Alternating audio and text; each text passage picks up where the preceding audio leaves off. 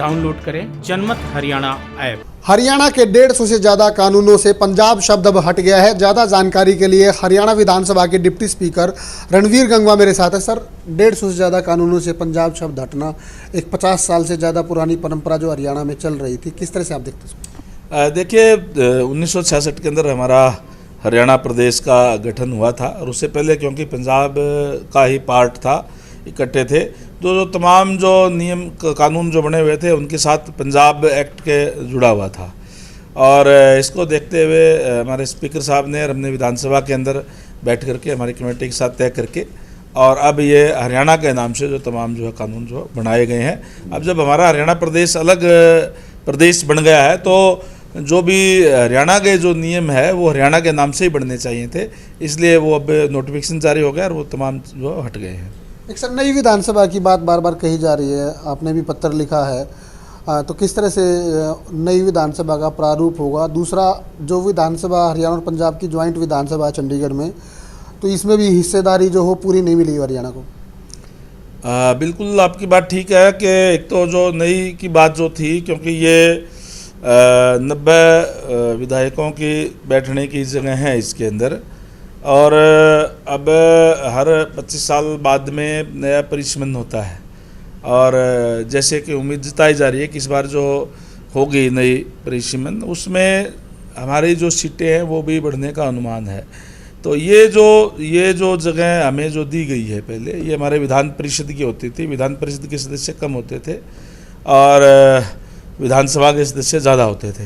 तो अब इसमें वैसे भी छोटी भी पड़ गई तो निश्चित तौर पर हमें कोई ना कोई नई वो जगह चाहिए। ये क्योंकि जहाँ तक मैं समझता हूँ कि या तो इसी का विस्तार किया जाए इसमें, क्योंकि ये हेरिटेज बिल्डिंग है इसलिए शायद वो चीज़ संभव नहीं थी, इसलिए नई जगह की मांग की गई थी। अभी उस पर क्योंकि ये यूटी का जो क्षेत्र है वो गृह मंत्रालय के अंडर में आता है, तो उसको पत्र लिखा है। पत्र के बाद में सरकार की तरफ से क्या जवाब आता है, क्या वो करते हैं, उसके बाद ही ये तय हो पाएगा। लेकिन ये ज़रूर है कि विधानसभा की तरफ से उनको पत्र लिखा गया है कि नई जगह जो है हमें वो चाहिए। जहाँ तक बात जगह की थी इसकी, जो हमारा हक जो था 60-40 का, जिसके ऊपर जिन रूम्स के ऊपर भी बाकायदा रिकॉर्ड के अंदर भी ये लिखा हुआ है कि ये हरियाणा के हिस्से के हैं, वो भी नहीं दिए गए थे। उसके लिए 3-4 दौर की वार्ता हुई, चाहे पहले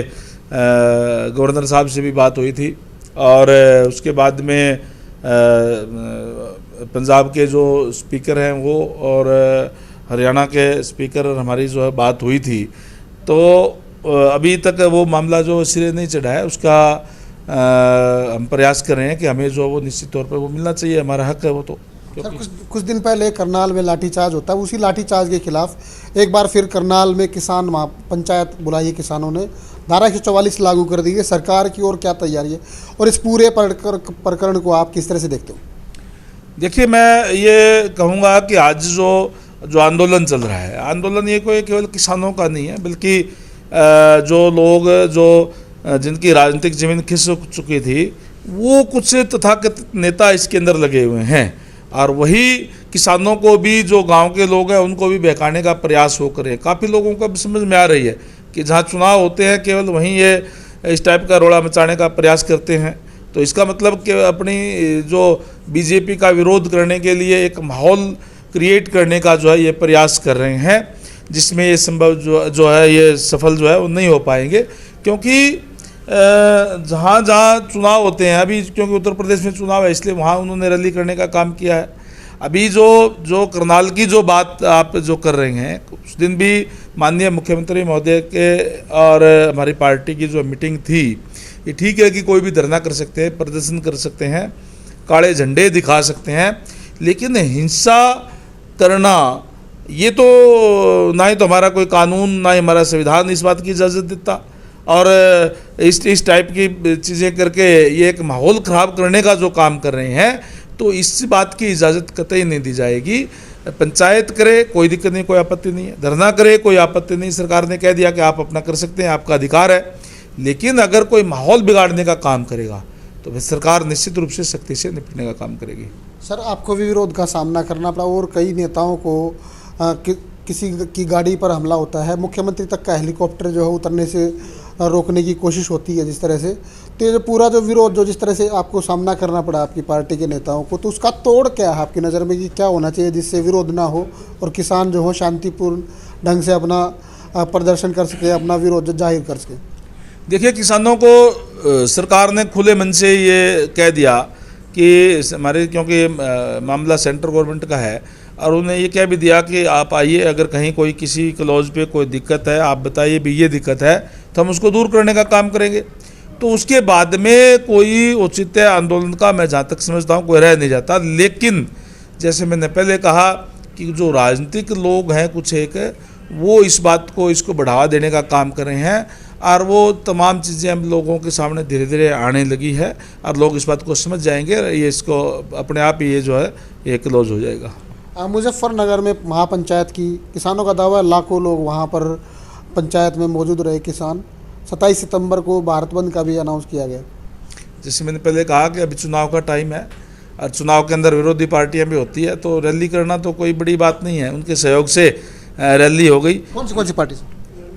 अभी आप उसके अंदर देखिए कौन कौन लोग बोल रहे थे, कोई कामरेड बोल रहे थे, कोई और बोल रहे थे, जो भी बीजेपी के अलावा जो भी विरोधी पार्टियां तमाम वो लोग शामिल है उसके अंदर, कांग्रेस के लोग भी शामिल है, और वहाँ के जो कोई सपा के और के वो लोग भी शामिल है, और यहाँ के जो कांग्रेस के जो लोग हैं वो भी उसको लगातार बढ़ावा देने का काम कर रहे हैं। क्या ये ठीक है कि कोई सपोर्ट करे कोई किसी को भी? लेकिन जब कोई हिंसा होती है, अब ये तो दिख गया कि भी लाठीचार्ज हो गया, लेकिन जब कोई गाड़ियों पे हमले होते हैं, पत्थर बरसाए जाते हैं, क्या किसी पॉलिटिकल आदमी ने, जो विरोधी लोग हैं उन्होंने इस बात का विरोध किया कि हाँ ये नहीं होना चाहिए था? तो इसका मतलब क्या है कि वो लोग खुद इस बात में करवाने में का काम कर रहे हैं। राजनीति के आगे, राजनीति के पीछे, हर हलचल को जानने के लिए हमारे YouTube चैनल जनमत हरियाणा को लाइक करें, सब्सक्राइब करें, और अपडेट रहने के लिए बेल आइकन दबाना ना भूलें। देखते रहें जनमत हरियाणा, सच के अलावा कुछ भी नहीं।